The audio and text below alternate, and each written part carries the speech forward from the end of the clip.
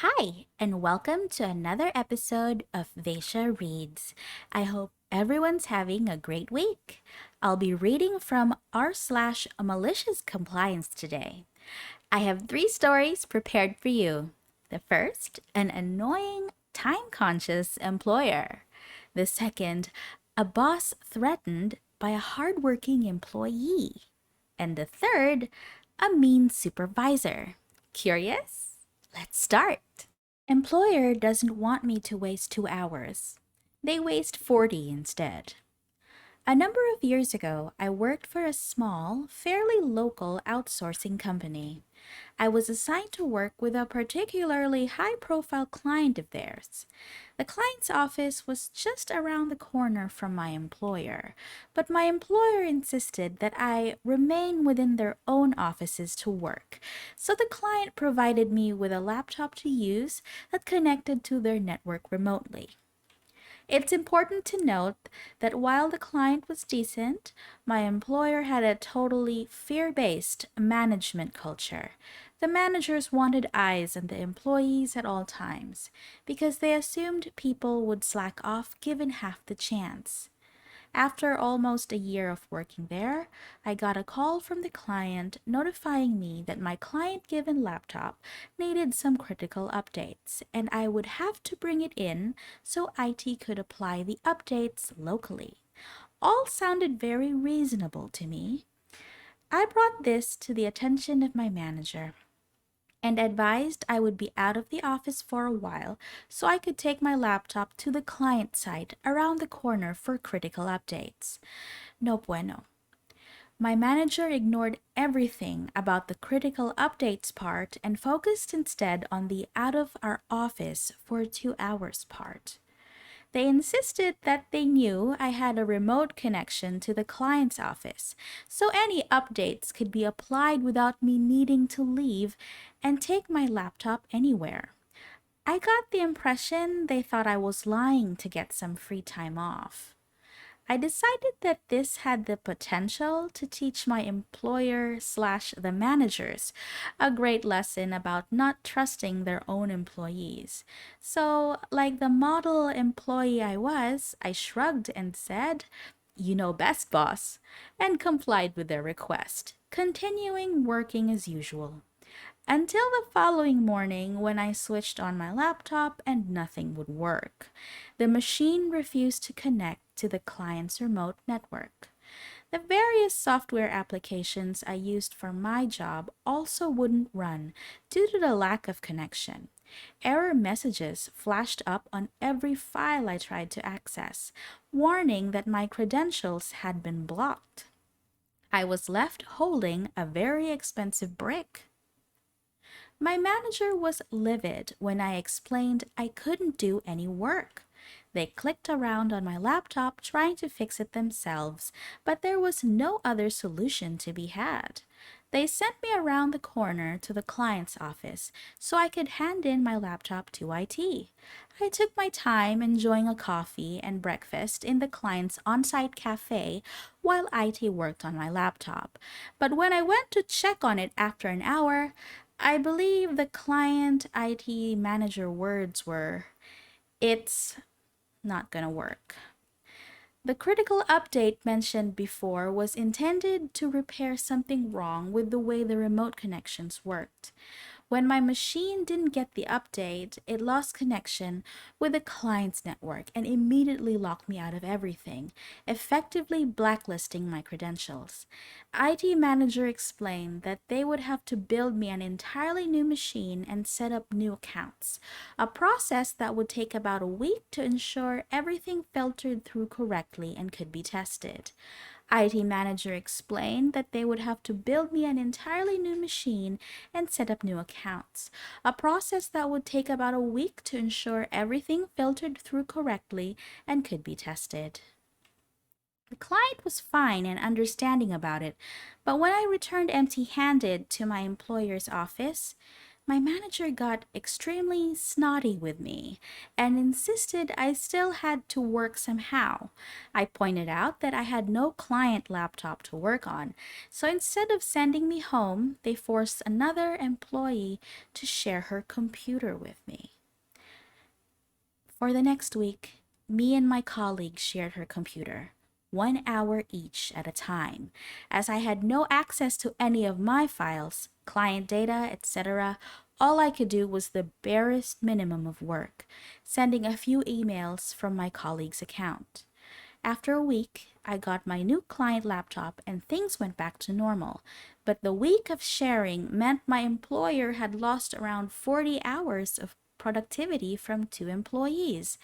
The shared pain of the experience with my colleague brought us closer together, and when my employer lost their contract with my client a few years later, she helped me get a new job with my employer's competitor. Talk about yikes. Poor OP. Let's read some of the comments. Those kinds of managers are the absolute worst. If you can't hire employees you can trust, how can you run your business? Glad you got out of there. You could have gotten the client's IT to email your boss to confirm they need the machine. Your way was funnier, though.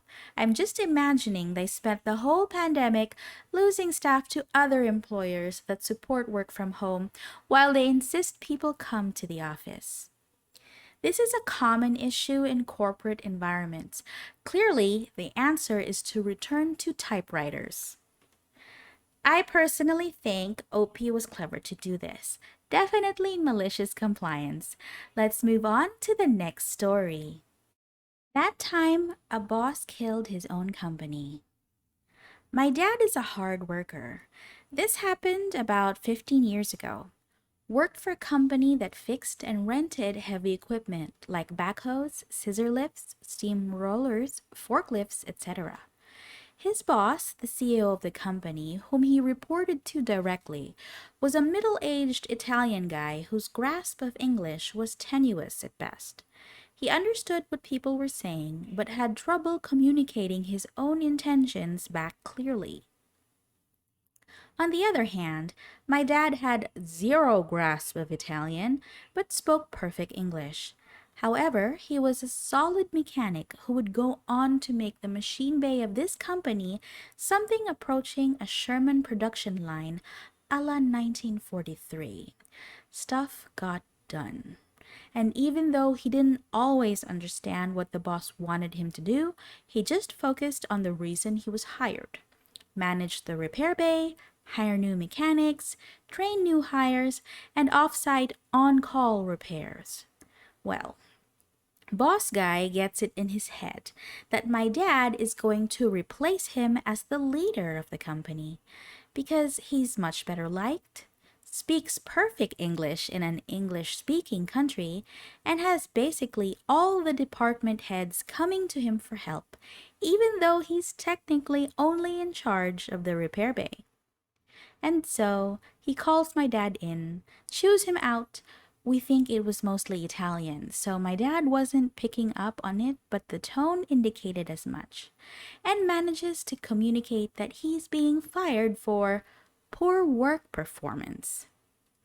And my dad just smiles, shakes the guy's hand and leaves, and thanks to his less than firm grasp on both the English language and business law, the boss guy just sent him on his way with his last paycheck and nothing else.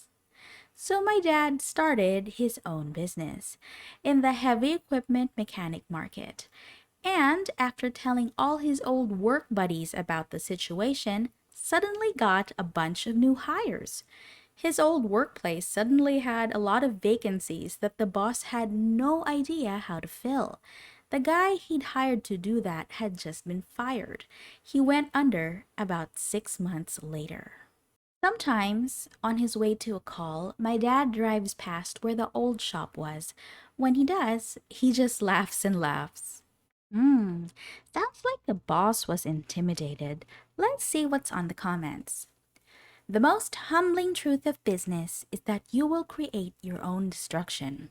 A toxic workplace will spawn your competition, and poor services will drive your customers to the other guy. Lesson learned: treat your staff with respect. Don't let your insecurity ruin your life. Dad, what do you do whenever you're feeling down? Well, there's this place I drive by. It was probably a blessing that Opie's dad got fired the way he did. Well, on to the next story. Give 2 weeks notice? Fine. Bye. I was working at this clothing store years ago. No commission. It was the brand's first store in my area, and I stayed with them for about 2 years. They were pretty desperate too, as they hired me on the spot. Anyway, all the supervisors I liked ended up quitting, and the remaining ones were just plain not nice. I was the youngest on the team, and they always excluded me and bullied me.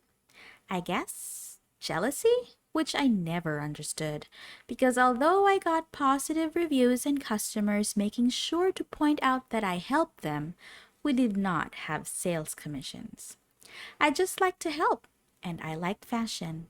I was also in school, and they often called me to cover for people. School was close by, so I could be there fast. I was always adaptable for them, but this one supervisor just had it out for me.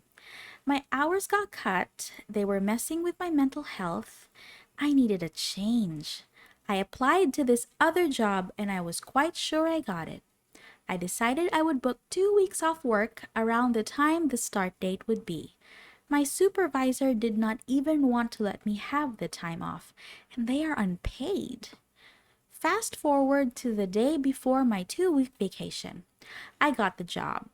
I show up at the clothing store, no shift, and ask to speak with my supervisor. We talk. I quit. She had the sarcastic happiness, but I did not care. I was over it. The supervisor made it clear that I was still required to work all my shifts for the next 2 weeks and that I better not slack. I smiled at her, thanked her for acknowledging my work ethic, and put my name tag and keys on her desk. She looked confused. I reminded her that I took 2 weeks off, so this is goodbye. I turned around and left. Mental health has been so much better without her. The store is now closed permanently. Great story, Opie. Let's move on to the comments. That I better not slack.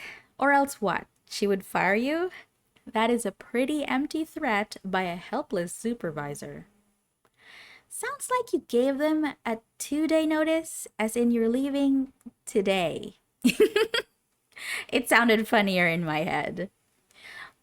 Lol. Yeah, there is absolutely no requirement for anyone quitting to give 2 weeks notice. They don't need to give you 2 weeks notice when they let you go. I'm sure there are a lot of great supervisors, bosses, and employers out there. If you're currently working for one, good for you. If not, feel free to tell us your story on the comment section below. And if you want to hear more stories, please like and subscribe to our videos. See you all next time. Bye!